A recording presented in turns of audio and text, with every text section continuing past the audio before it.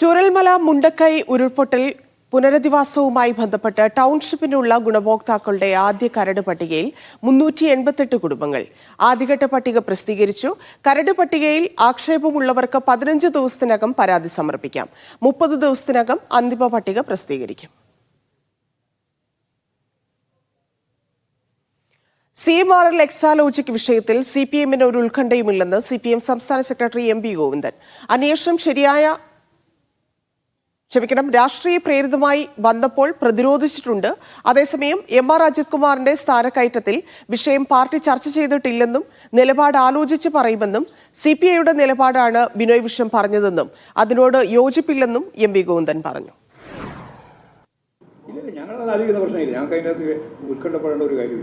ഞാൻ നേരത്തെ പറഞ്ഞതല്ല, കമ്പനിയായിട്ട് ബന്ധപ്പെട്ട കാര്യങ്ങളെല്ലാം കമ്പനി നിലയിൽ ചർച്ച ചെയ്തോളാം.